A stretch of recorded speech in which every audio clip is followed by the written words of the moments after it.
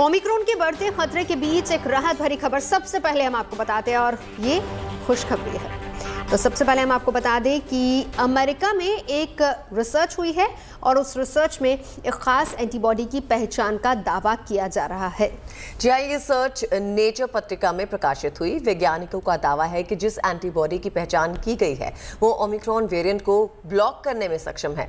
दावा तो यहाँ तक किया जा रहा है कि भविष्य के वेरिएंट्स पर भी ये एंटीबॉडी असरदार साबित होगी। बाकी डिटेल्स इस रिपोर्ट में।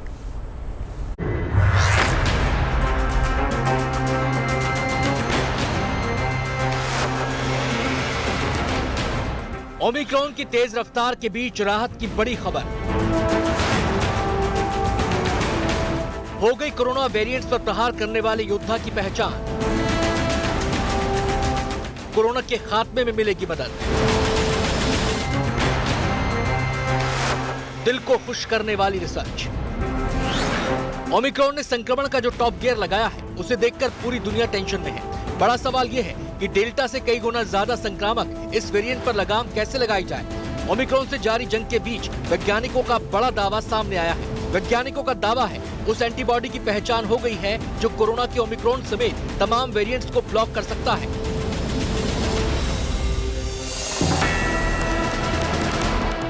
अमेरिका में हुई रिसर्च, यूनिवर्सिटी ऑफ वॉशिंगटन के स्कूल ऑफ मेडिसिन की रिसर्च, नेचर पत्रिका में प्रकाशित हुई रिसर्च में खास एंटीबॉडी की पहचान हुई। ये एंटीबॉडी वेरिएंट्स के उन हिस्सों को टारगेट करता है जो बदलते नहीं हैं। म्यूटेशन के बाद भी वेरिएंट्स के हिस्से नहीं बदलते। रिसर्च करने वाले वैज्ञानिकों का दावा है कि एंटीबॉडी केवल ओमिक्रॉन वेरिएंट पर ही नहीं बल्कि भविष्य में आने वाले वेरिएंट्स पर भी प्रभावी होगी। ये इसलिए राहत भरी खबर है क्योंकि इस रिसर्च के बूते वैक्सीन और एंटीबॉडी ट्रीटमेंट को डिजाइन करने में मदद मिल सकती है। ऐसे में जो वैक्सीन और एंटीबॉडी ट्रीटमेंट तैयार होंगे वो केवल ओमिक्रॉन ही नहीं बल्कि भविष्य में भी उभरने वाले अन्य वेरिएंट्स पर असरदार होंगे। यहाँ आपको बता दें कि ओमिक्रॉन अब तक कोरोना का सबसे ज्यादा संक्रामक वेरिएंट है जिसके स्पाइक प्रोटीन में 37 म्यूटेशन हो चुके हैं। वायरस इसका इस्तेमाल मानव कोशिकाओं में प्रवेश करने और संक्रमित करने के लिए करता है। ऐसे में रिसर्च नई उम्मीद जगाने वाली है। अगर वैज्ञानिकों का दावा सटीक साबित होता है तो कोरोना के संपूर्ण खात्मे की उम्मीद बढ़ जाती है। Bureau report, good news today.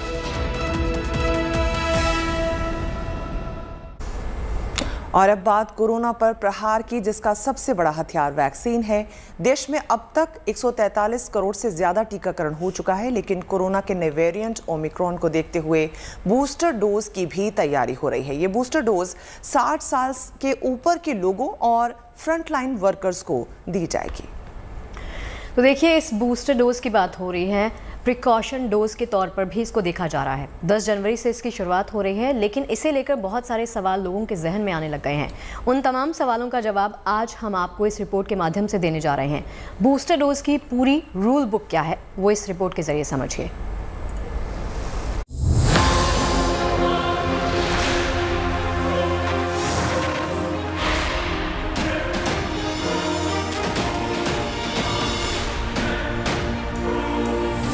Health care worker और फ्रंटलाइन वर्कर के साथ साथ 60 साल से ऊपर के बीमार बुजुर्गों के लिए जैसे जैसे बूस्टर डोज की तारीख नजदीक आ रही है, वैसे वैसे इससे जुड़े कई भ्रम और सवाल भी सामने आ रहे हैं। इसलिए जरूरी है कि आपके पास सही और सटीक जानकारी हो ताकि बूस्टर डोज वैक्सीनेशन में किसी तरह की रुकावट का सामना न करना पड़े। सबसे पहला सवाल है कि क्या बूस्टर डोज लेने के लिए डॉक्टर का सर्टिफिकेट दिखाना होगा। स्वास्थ्य मंत्रालय ने ऐलान किया है कि कोमॉर्बिडिटी वाले 60 साल से ज्यादा उम्र के लोगों को वैक्सीन लेने के पहले डॉक्टर का सर्टिफिकेट नहीं दिखाना होगा।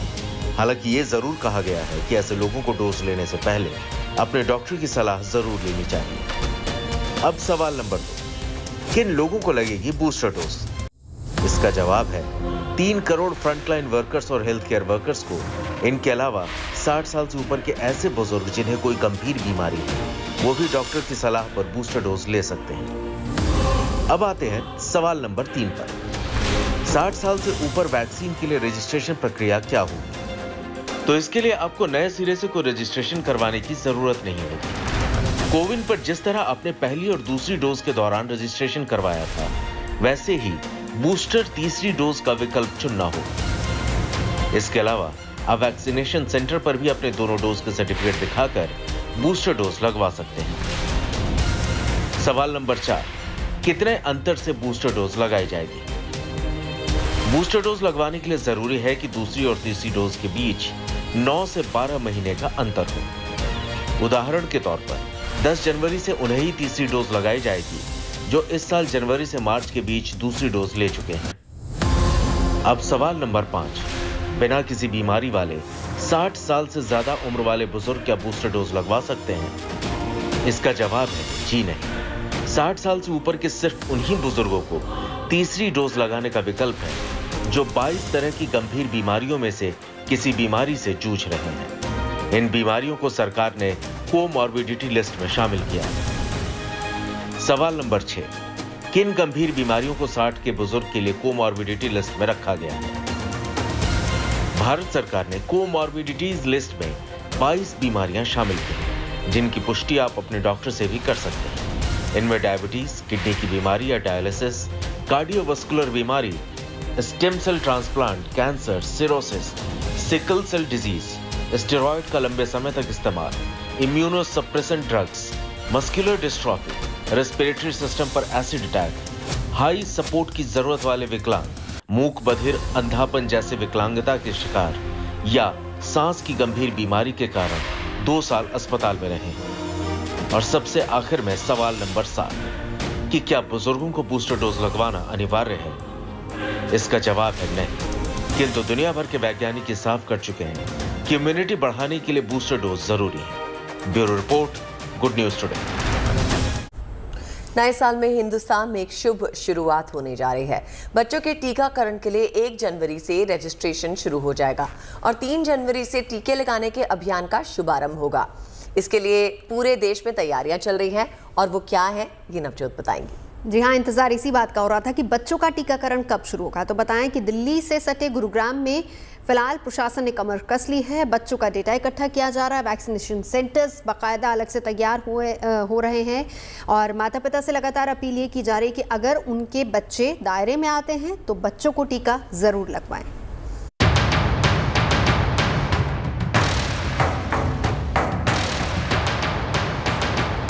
3 जनवरी से पूरे देश में 15 से 18 साल तक के बच्चों के लिए वैक्सीनेशन अभियान का श्री गणेश होने जा रहा है।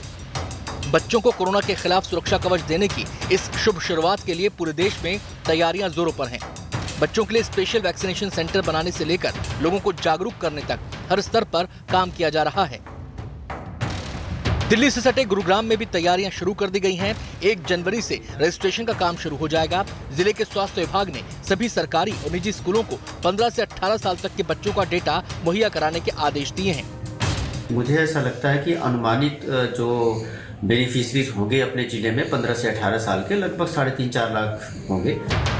अनुमान है कि साइबर सिटी में 15 से 18 साल तक के करीब 4 लाख बच्चे हैं। जिला स्वास्थ्य विभाग बच्चों के टीकाकरण की तैयारियों में जुटा है। विभाग का कहना है कि 31 मार्च तक बच्चों को टीके की दोनों डोज लगाने का लक्ष्य तय किया गया है और इसके लिए हर जरूरी इंतजाम किए जाएंगे।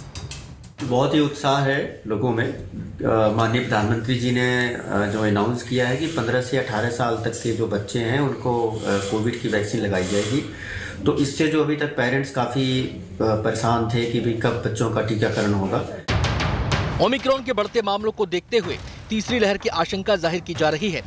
कोरोना के खिलाफ लड़ाई में फिलहाल टीका ही सबसे बड़ा हथियार है। अब बच्चों को भी सुरक्षा कवच देने की मुहिम शुरू होने वाली है। इसे कामयाब बनाने में सबका सहयोग जरूरी है। Neeraj Vashishtha, Gurugram, good news today. Corona को मात देने के लिए हिंदुस्तान में हर मोर्चे पर पुख्ता तैयारी की जा रही है। दूसरी लहर से सबक लेते हुए हेल्थ इंफ्रास्ट्रक्चर को हर हालात से निपटने के लिए सक्षम बनाया जा रहा है। अब देखिए, राज्य सरकारें अपने स्तर पर तैयारी कर रही हैं। ऑक्सीजन की हम बात करते हैं तो ऑक्सीजन का स्टॉक और उसकी स्टोरेज इन्हीं तैयारियों का अहम हिस्सा माना जाता है। लिए चलते हैं आपको नोएडा, जहां 17 ऑक्सीजन प्लांट तैयार हो चुके हैं। यहाँ आपको ये बता दें कि पहली और दूसरी लहर के वक्त नोएडा में एक भी ऑक्सीजन प्लांट मौजूद नहीं था। उत्तर प्रदेश में कोरोना की तीसरी लहर से निपटने की तैयारियां तेज हो चुकी हैं। यूपी के कई शहरों के साथ साथ दिल्ली से सटे नोएडा में भी तेजी के साथ नए ऑक्सीजन प्लांट लगाने का काम जारी है। कोरोना की लहर के पहले नोएडा के पास अपना एक भी ऑक्सीजन प्लांट नहीं था, लेकिन अब जो खबर आई है वो काफी राहत भरी साबित होगी।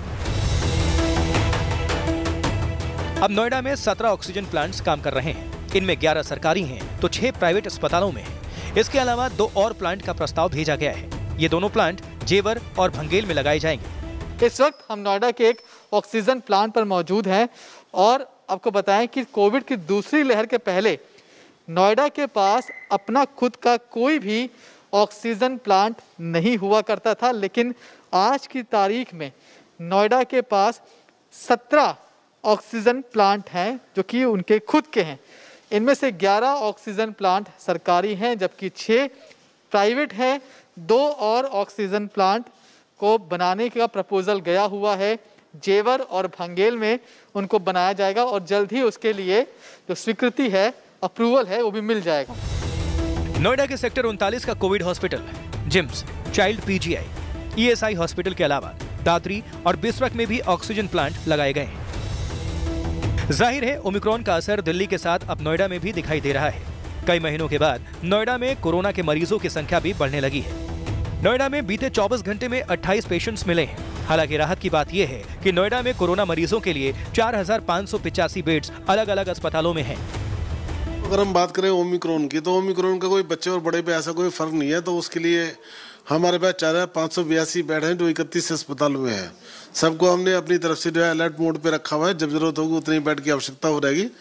इससे में हमारे पास कोविड-13 में फुल फंक्शन 240 बेड का अस्पताल है। इसके अलावा 40 बेड हमने जो है कैलाश में स्वीकृत किए हुए हैं। तो बेड्स की अभी कोई कमी नहीं। जैसे जैसे बढ़ेंगे 4582 तक तो हम बिल्कुल सिंगल स्टेज में कर देंगे। उसके बाद भी जरूरत पड़ती है तो हम और हॉस्पिटल्स को एक्वायर कर सकते हैं। भले ही स्वास्थ्य सुविधाएं पहले से ज्यादा मजबूत हुई हों, लेकिन जरा सी लापरवाही आपको एक बार फिर से कोरोना के खतरे तक पहुंचा सकती है। लिहाजा जरूरी है कि कोरोना के तमाम प्रोटोकॉल का पालन किया जाए। Bureau report, good news today. चाय पर चर्चा में अब बात करेंगे उन लोगों की जो हालात से समझौता नहीं करते बल्कि बदलाव की नई नींव रखते हैं, नई लकीर खींचते हैं। और इसी सोच से जुड़ी एक कहानी आज हम आपको दिखाने वाले हैं। उस शख्स से मिलवाएंगे जो ध्वनि प्रदूषण के खिलाफ मिशन मोड में काम कर रहे हैं। जी हाँ, ये कहानी कोलकाता के एक शख्स की है जिन्होंने ध्वनि प्रदूषण के प्रति लोगों को जागरूक करना अपनी जिंदगी का मकसद बना लिया। बीते 32 साल से इन्होंने खुद हॉर्न ही नहीं बजाया और ये लगातार लोगों को हॉर्न नहीं बजाने के लिए प्रेरित कर रहे हैं।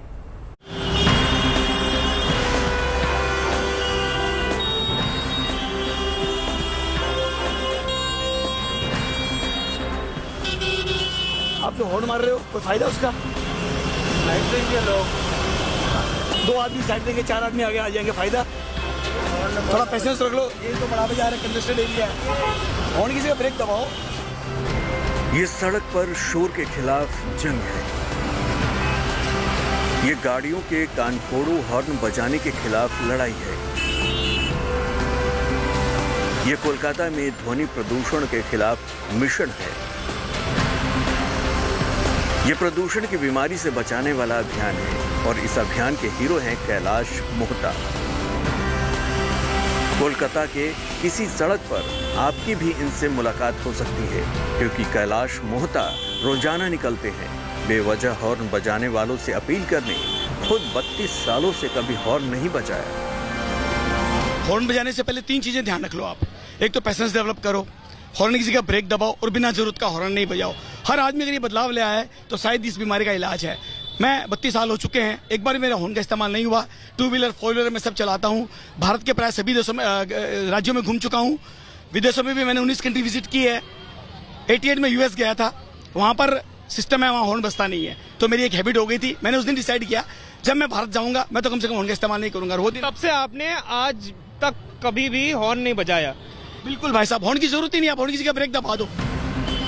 कोलकाता में हॉर्न से ध्वनि प्रदूषण किस लेवल पर है, ग्राफिक्स के जरिए इसे समझिए और फिर तय कीजिए कि कर्तव्य के पथ पर चलने वाले कर्मयोगी कैलाश मोहता समाज को क्या दे रहे हैं। एक अध्ययन के मुताबिक शहरी क्षेत्र में शोर में वाहनों की आवाज की बड़ी भूमिका होती है। केंद्रीय प्रदूषण नियंत्रण बोर्ड यानी CPCB कई शहरों में ट्रैफिक जंक्शनों पर डेसिबल स्तर पर नजर रख रहा है, जिसमें चेन्नई, दिल्ली, कोलकाता, मुंबई और हैदराबाद जैसे शहरों को देश में सबसे ज्यादा शोर वाला पाया गया है। नहीं मारो भाई। कैलाश मोहता इस शोर को रोकने के लिए पहले तो सड़क दर सड़क खुद गाड़ी लेकर निकलते थे, लेकिन 2017 में एक फाउंडेशन बनाया जिससे अब तक 15,000 कोलकाता वासी जुड़ चुके हैं। कैलाश मुहता की कोशिश एक तन्हा कोशिश नहीं है, बल्कि और भी कई लोग कैलाश मुहता के इस अभियान का हिस्सा बन रहे हैं। गाड़ी में अगर हॉर्न लगाया गया है तो उस गाड़ी में ब्रेक भी लगाया गया है, और इनकी नसीहत यही है कि अननेसेसरीली आप हॉर्न ना बजाए लेकिन ब्रेक लगाए, क्योंकि शायद ब्रेक लगाने से जान बच सकती है और हॉर्न ज्यादा मारने से इरिटेशन ही इंसान की ज्यादा बढ़ेगी। कैमरा पर्सन प्रवीर विश्वास के साथ Suryagni Roy, good news today, Kolkata. और अब रुख कर लेते हैं मुंबई का और आपको मिलवाते हैं एक आईआईटी प्रोफेसर से जो सूर्य की शक्ति से प्रदूषण मुक्ति का संदेश पूरे देश को दे रहे हैं। अपनी बात लोगों तक पहुंचाने के लिए इन्होंने एनर्जी स्वराज को अपना जरिया बनाया है। देखिए, दरअसल एनर्जी स्वराज एक ऐसी बस है जिसमें सौर ऊर्जा का बाकायदा इस्तेमाल किया जाता है। प्रोफेसर साहब ने ये प्रण लिया है कि वो 10 साल तक बस से ही सफ़र करेंगे और पर्यावरण को बचाने के संदेश पूरे देश को देंगे। आप भी देखिए धरती को बचाने की इनकी ये अनूठी तपस्या।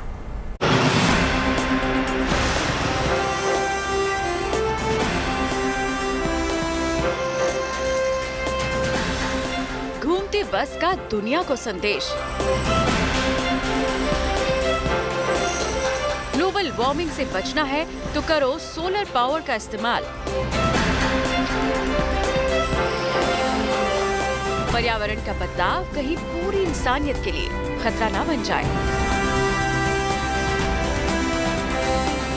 इसीलिए आईआईटी के प्रोफेसर चेतन सिंह सोलंकी निकल चुके हैं एनर्जी स्वराज बस में।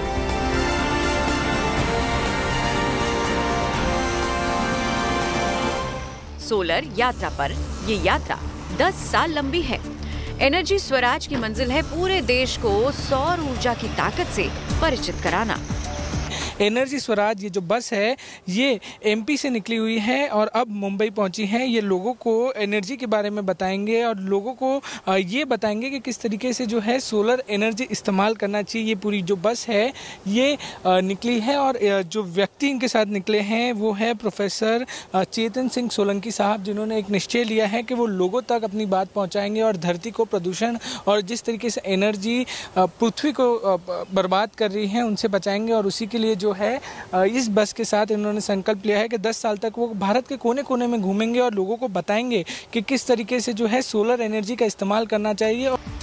एक बस में जिंदगी के 10 साल गुजार देना कोई आसान काम नहीं, लेकिन इरादा जब पूरी धरती को बचाना है तो चुनौतियां भी तो बड़ी ही होंगी। आइए देखते हैं चेतन सिंह सोलंकी का बस के भीतर कैसे चलता है काम।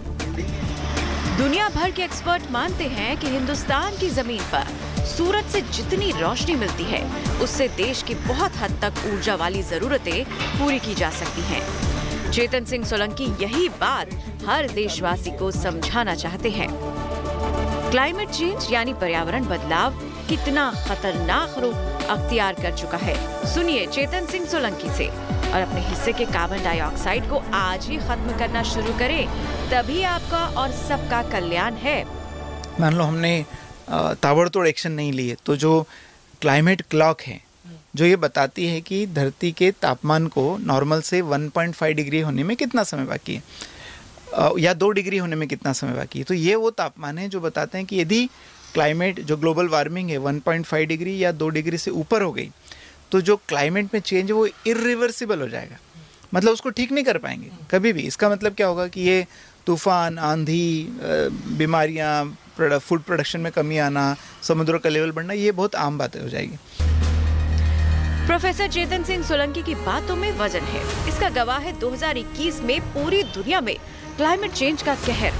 उदाहरण देखिए, ऑस्ट्रेलिया में भीषण आग, न्यूजीलैंड में 8 इंच से ज्यादा बर्फ पड़ी, तुर्की के जंगल खाक, कैलिफोर्निया में सूखा, कनाडा में हीट वेव, जर्मनी में भयंकर बाढ़, चीन में बाढ़।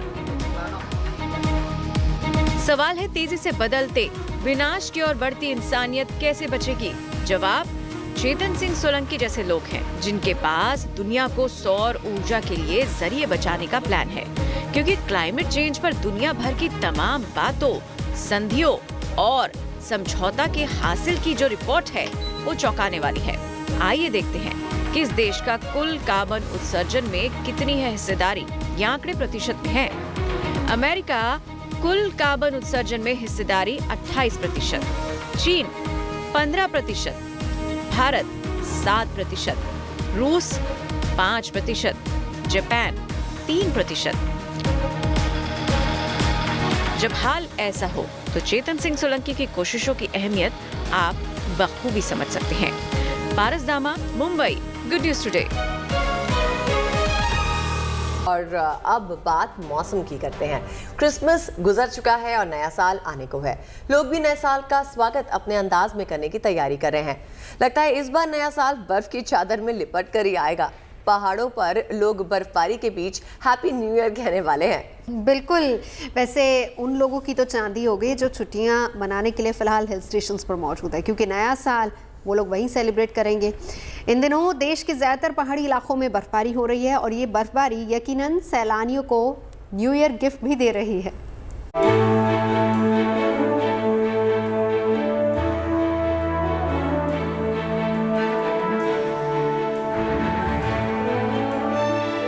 ये नजारा मनमोहने वाला है। जहाँ तक नजर जा रही है वहाँ तक बर्फ ही बर्फ है। कुदरत की मेहरबानी देखने लायक है।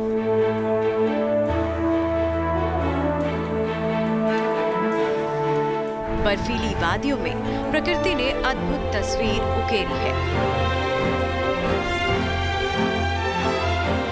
चमोली की ये तस्वीर जितनी सुहानी है उतनी ही मनोरम भी।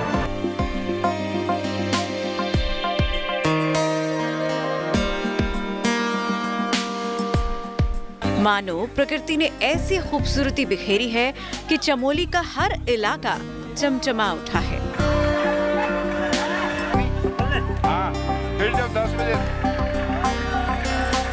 स्कीइंग गेम्स के लिए मशहूर औली का मौसम इतना मनोहारी हो चुका है कि पर्यटकों की भीड़ लगने लगी है।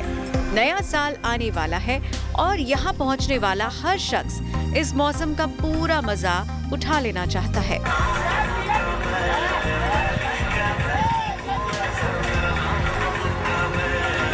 हालांकि लोगों को औली पहुंचने में दिक्कतों का सामना भी करना पड़ रहा है, लेकिन जोश के आगे परेशानियों का मुकाबला करने के लिए यहाँ आने वाला हर कोई तैयार है। बर्फबारी के बीच लोग कैंपों में रहना ज्यादा पसंद कर रहे हैं। तस्वीरों से आप अंदाजा लगा सकते हैं कि सैलानियों में स्नोफॉल को लेकर कितना उत्साह है।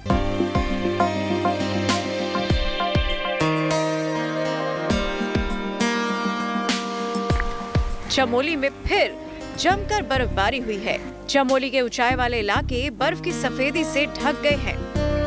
क्या पहाड़, क्या घर और क्या पेड़ पौधे, सब पर बर्फ ने अपना साम्राज्य स्थापित कर लिया है। प्रकृति की सुंदर छटा इंसानों को अपनी ओर खींच रही है। भले ही कड़कड़ाती सर्दी हो, लेकिन लोग ऐसे दृश्य को देखने के लिए दौड़े चले आ रहे हैं। पिथौरागढ़ जिले में मौसम एक बार फिर से मेहरबान हुआ है। मुनस्यारी और सभी पहाड़ों पर बर्फबारी ने मौसम को खुशनुमा बना दिया है। रंग बिरंगे घरों के बीच बर्फ की सफेदी पूरे नजारे को अनूठा बना रही है। नए साल का जश्न मनाने पिथौरागढ़ पहुंचे सैलानियों के चेहरे खिल गए हैं। सुबह से स्नोफॉल हो रहा है, सो मुझे बहुत मज़ा आ रहा है। I am enjoying a lot and it's the best place जहाँ पे हम लोग विजिट कर सकते हैं। It's too good, I am really enjoy. मैं कलकत्ता से आई हूँ मुनस्यारी घूमने के लिए। मैं यहाँ पे स्नोफॉल मिला मुझे दिखने के लिए, मुझे बहुत अच्छा लग रहा है। अब मैं स्नो में खेल रही हूँ। हिमाचल प्रदेश में ठंड तो है, लेकिन बर्फबारी नहीं हो रही। इसीलिए यहाँ के पर्यटक मायूस हैं, क्योंकि यहाँ पर हाल के दिनों में भी बर्फबारी की कोई संभावना नहीं।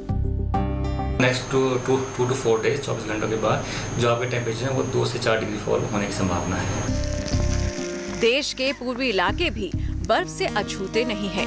पश्चिम बंगाल के दार्जिलिंग के टाइगर हिल और घूम रेलवे स्टेशन पूरी तरह से बर्फ के आगोश में समा गए हैं। जहाँ तक टाइगर हिल की बात है तो वो भी बर्फबारी से सफेद हो चुका है। टाइगर हिल से सूर्योदय देखने के लिए पर्यटक यहाँ आते हैं, लेकिन आजकल वो स्नोफॉल का मजा ले रहे हैं। यहाँ की बर्फबारी इसीलिए भी खास है क्योंकि यहाँ 10 साल के बाद मौसम बर्फीला हुआ है। दार्जिलिंग से कई संसारी, उत्तराखंड के चमोली से कमल नयन सिलोरी, पिथौरागढ़ से राकेश पंत के साथ bureau report, good news today.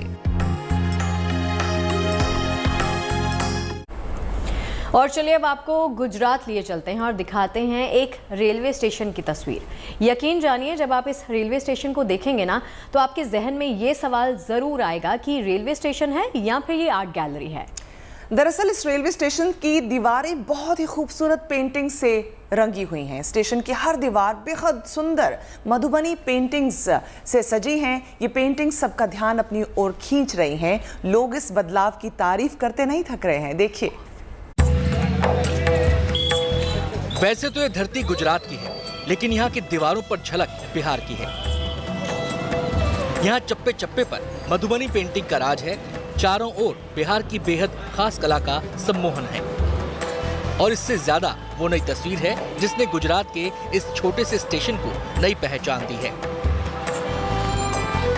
Gujarat की माटी में मधुबनी पेंटिंग्स की इसी चमक ने कोसांबा के इस छोटे से रेलवे स्टेशन को खास बना दिया है। स्टेशन के एंट्री गेट से लेकर यहाँ की हर दीवार मधुबनी पेंटिंग्स की खूबसूरत कहानी कहती नजर आती है। चाहे स्टेशन का टिकट काउंटर हो या प्लेटफॉर्म की दीवारें, हर जगह आपको बिहार की खास कला का सम्मोहन नजर आ जाएगा। कुछ वक्त पहले तक ये स्टेशन बाकी तमाम स्टेशन जैसा ही था, लेकिन फिर इस स्टेशन को संवारने की पहल हुई और देखते ही देखते ये स्टेशन मधुबनी की कला के रंग में ढल गया। हमारा ये एम था कि एक क्रॉस कल्चरल आइडेंटिटी बने। मिथिला की जो आइडेंटिटी हो वो गुजरात की धरती पर आए, लोग वहाँ के कल्चर को जाने, वहाँ की अच्छाइयों को जाने और साथ ही गुजरात की जो कल्चर है वो हम चाहेंगे कि वो मधुबनी की तरफ जाए। दरअसल मधुबनी चित्रकला मिथिला की पहचान है। अब ये कला बिहार की सीमाओं से निकलकर 7 समंदर पार तक जा पहुंची है। इससे पहले ये पेंटिंग बिहार के मधुबनी रेलवे स्टेशन को उसकी नई पहचान दे चुकी है। बिहार के रेलवे स्टेशन के बाद अब गुजरात का ये स्टेशन भी मधुबनी पेंटिंग से सज चुका है। Bureau report, good news today. Jammu Kashmir लिए चलते हैं आपको, जो हर गुजरते दिन के साथ अब बदल रहा है।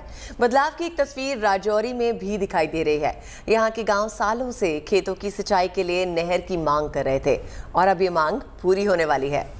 जी हाँ, ये नहर राजौरी के कई गांवों की लाइफलाइन बनने वाली है। इस नहर के जरिए किसान आसानी से सिंचाई कर पाएंगे। पीने के पानी के लिए भी मशक्कत उनको नहीं करनी पड़ेगी और इस नहर का काम अब अंतिम चरण में है। ये नहर खुशियों वाली है, ये नहर राहत देने वाली है। खेतों से गुजरती ये नहर संदेश दे रही है कि मुश्किलों में भी उम्मीदों का दामन नहीं छोड़ना चाहिए। जैसा जम्मू कश्मीर में राजौरी के सुरा गांव वालों ने किया। सालों पुरानी मांग थी, सरकारी दफ्तरों के सैकड़ों चक्कर लगाए गए और नतीजा सबके सामने है। अब सैकड़ों लोगों को राहत देने वाली नहर के बनाने का काम शुरू हो गया है। ये जो नई नहर बन रही है इससे हमें परेशानी नहीं रही। इसको लगभग 15-20 हज़ार लोगों का फायदा है। बन जाए तो आगे हमारा जो फसल है ये लग जाए, जल्द से जल्द ये नहर बना दें तो हम इनका शुक्रगुजार हैं। गांव से 6 किलोमीटर की दूरी पर एक नदी बहती है, लेकिन नदी का पानी गांव तक नहीं पहुंचता था। पहले सीमा सड़क संगठन ने सड़क बनाई, फिर सड़क के साथ नहर बनाई जा रही है और ये नहर राजौरी के इन गांव वालों के लिए किसी वरदान से कम नहीं। नहर की लंबाई करीब 6 किलोमीटर है, जिसकी लागत 5 करोड़ रुपए बताई जा रही है। नहर से 5000 से ज्यादा लोगों को राहत मिलेगी। पीने के पानी के साथ सिंचाई का पानी भी मिलेगा। मौके पर मौजूद अधिकारी हर काम पर निगाह रखे हैं ताकि किसी तरह की लापरवाही ना हो और सरकारी अधिकारियों की सतर्कता लोगों को भी भा रही है। यहाँ पे जो क्वालिटी है वो अच्छी होनी चाहिए, क्योंकि मटेरियल अच्छा डलना होना चाहिए, बोल्डर्स कम होने चाहिए, उसकी लेंथ भी पूरी होनी चाहिए, कूल भी लेवल होनी चाहिए। तो ये चीज़ें हमें देखनी है, तो इसलिए मुझे यहाँ पे तैनात किया गया। और बड़ी मेहनत से ये भी काम कर रहे हैं और बड़ी हमें ये खुशी हो रही है कि यहाँ के जितने भी जो नए इंजीनियर्स हैं, AWE साहबान हैं, JE साहब हैं, सुपरवाइज़र हैं, मतलब पूरी टीम जो है बड़ा फर्स्ट क्लास इंटरेस्ट ले रही है और अच्छे ढंग से काम कर रही है। बहुत हमारा दिल खुश होता है। पहले इस इलाके में पानी की किल्लत बहुत बड़ी समस्या थी। पीने के पानी का जुगाड़ तो हो जाता था, लेकिन खेतों को पानी नसीब होना नामुमकिन था। लेकिन इस नहर ने गांव में टिके रहने की उम्मीदों को फिर से जिंदा कर दिया है। Bureau report, good news today. रुकेंगे एक ब्रेक के लिए और ब्रेक के उस पार आपको दिखाएंगे हजारीबाग की महिलाओं का कमाल। देखते रहिए चाय पे चर्चा। और अब बात भारत की उस सड़क क्रांति की जिसने चीन तक खलबली मचा रखी है। हिंदुस्तान के BRO यानी बॉर्डर रोड ऑर्गेनाइजेशन ने LAC से सटे उन इलाकों तक सड़कें बना दी हैं जहां निर्माण के बारे में सोचना भी संभव नहीं था। जी हां, रक्षा मंत्री राजनाथ सिंह ने 27 प्रोजेक्ट्स का वर्चुअल उद्घाटन किया। इन सड़कों और पुलों के बन जाने से कनेक्टिविटी तो बढ़ ही गई है, सेना अपने साजो सामान तेजी से सीमा पर पहुंचा सकेगी। हमारी ये रिपोर्ट देखिए।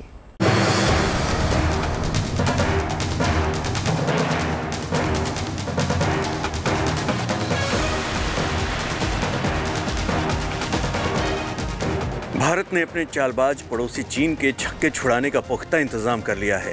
हिंदुस्तान ने एक ऐसा मुकाम हासिल किया है जिससे चीन भी चकरा गया है।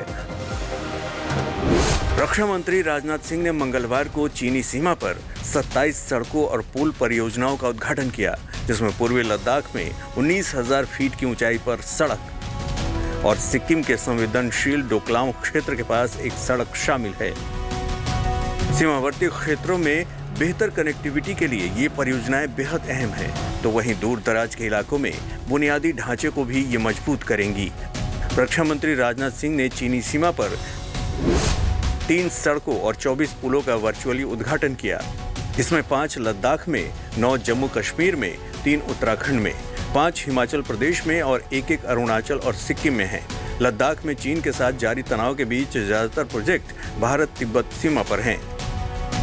आज माननीय रक्षा मंत्री जी द्वारा 24 पुल व 3 रोड देश को समर्पित की गई हैं।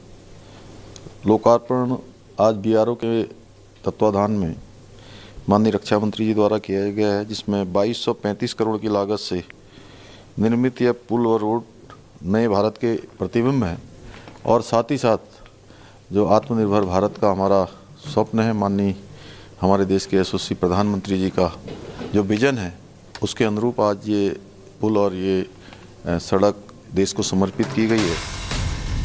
हिंद की सरहदों की रक्षा में फौज को परेशानी न हो, बॉर्डर तक सेनाओं का साजो सामान आसानी से पहुंच जाए, इसके लिए BRO ने दिन रात एक करके काम किया और नतीजा आज सबके सामने है। डोकलाम विवाद को कौन भूल सकता है, जहां 2017 में भारतीय और चीनी सेनाओं के बीच 73 दिनों का गतिरोध हुआ था। आज वहां पहुंचने के लिए सड़क तैयार है। 33 किलोमीटर लंबी फ्लैग हिल डोकला सड़क सबसे महत्वपूर्ण सड़कों में से एक है। इस सड़क को गाड़ियों की आवाजाही के हिसाब से बनाया गया है। इससे भारतीय सैनिकों के लिए डोकलाम पठार के पास डोकला क्षेत्र तक पहुंचने का यात्रा समय कम हो जाएगा। यह सड़क 11,000 फीट पर है और डबल लेन में है। इस सड़क से 70 टन तक के वजन को ले जाया जा सकता है, यानी ये सड़क सेना के टैंकों की आवाजाही के लिए परफेक्ट है। ये भारत तिब्बत भूटान ट्राई जंक्शन के पास बॉर्डर एरिया के लिए एक वैकल्पिक मार्ग है। इससे पहले 2018 में भीम बेस से डोकला के लिए सिर्फ एक मार्ग पूरा हुआ था। सीमा पार इस इलाके में चीन आक्रामक रूप से सैन्य बुनियादी ढांचे को बढ़ा रहा है। रक्षा मंत्री ने स्वदेशी डबल लेन मॉड्यूलर ब्रिज को आत्मनिर्भर भारत का एक चमकदार उदाहरण बताया। चीन को सबक सिखाने के लिए सड़क का जिम्मा जब BRO को सौंपा गया था तो एक तरफ देशभक्ति थी तो दूसरी तरफ चुनौती, लेकिन भारत के वीरों ने वो कर दिखाया जो मुमकिन नहीं था। अब भारतीय सेना आसानी से बॉर्डर पर पहुंच पाएगी और चीन को सबक भी सिखा पाएगी। Abhishek Bhalla, Delhi, good news today.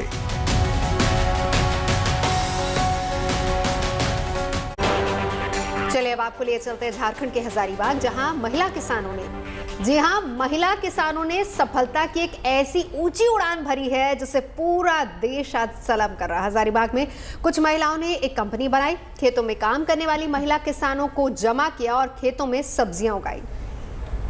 देखिए, इसके साथ ही इन महिला किसानों को मार्केटिंग के गुर सिखाए। फिर जानते हैं क्या नतीजा निकला। एक साल में करीब 3 करोड़ की सब्जी बेच दी और आज भारत सरकार ने भी महिलाओं की मेहनत को सलाम करते हुए पुरस्कार से इनको नवाजा है।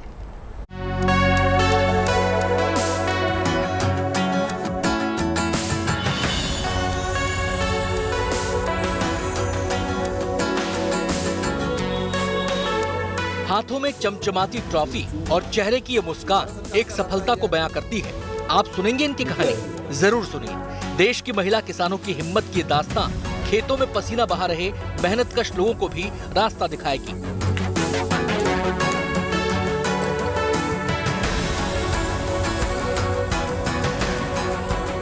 झारखंड के हजारीबाग में कुछ महिलाओं ने इलाके की महिला किसानों को जमा किया।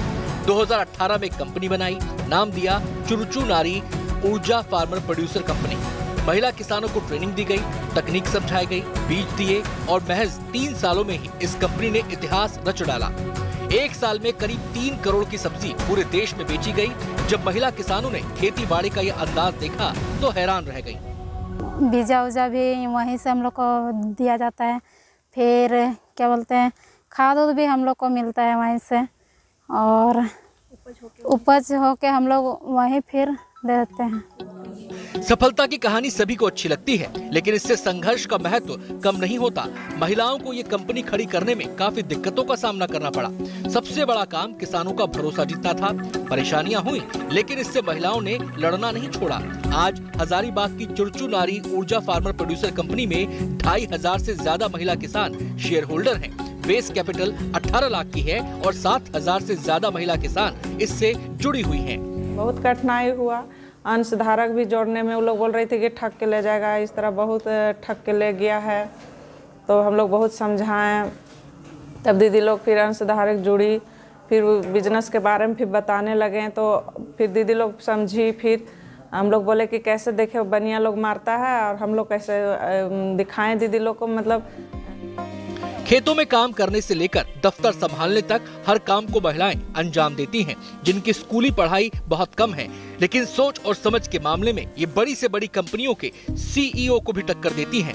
महिलाओं के जोश का शोर हजारीबाग से निकलकर दिल्ली पहुंचा और 17 दिसंबर को फार्मर प्रोड्यूसर ऑर्गेनाइजेशन स्कीम के तहत इनकी कंपनी को लघु श्रेणी में पहला स्थान मिला, जिसमें देश की 450 छोटी बड़ी कंपनियों ने हिस्सा लिया था।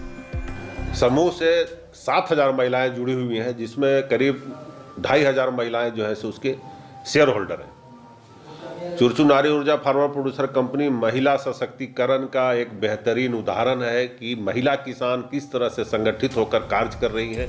महिला किसानों की उड़ान के आगे आसमान भी अब छोटा पड़ गया है। अब महिलाओं ने सब्जी के साथ फसलों के बाजार पर भी ध्यान देना शुरू किया है, यानी सफलता की एक और इबारत जल्द ही आपके सामने होगी। विस्मय अलंकार, हजारीबाग, गुड न्यूज टुडे।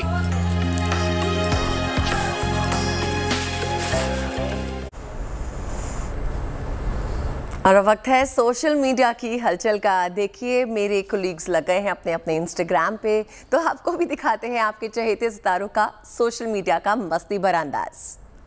क्या आपको कभी किसी ने बताया कि आप कितनी खूबसूरत हो? नहीं यार। होती तो बताते ना। अगर घी सीधी उंगली से ना निकले तो घी को गरम कर लो। हर बात पर उंगली करने की जरूरत नहीं है।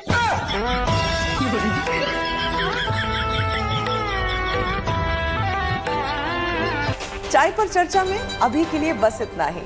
देखिए, नए साल में अब बस कुछ ही दिन बाकी रह गए हैं। मैंने अपनी तैयारी शुरू कर दी है, आप भी मसरूफ होंगे ना? लेकिन याद रखिए, एहतियात जरूरी है। देखिए, मुझे एक शेर याद आ रहा है। किसी ने कहा मुझसे कि हमसे सुनो तुम चाय अच्छी बनाती हो, पर शो बनाने में तुम्हारा जवाब नहीं। वाह वाह शगुफ्ता, वैसे इसमें कोई दो राय नहीं कि आप हमारे शो की जान है। मैं यही कहूंगी कि दोस्त बनाने में भी आपका कोई तोड़ नहीं। थैंक यू नमस्ते। अभी के लिए बस इतना ही। देखते रहिए गुड न्यूज टुडे।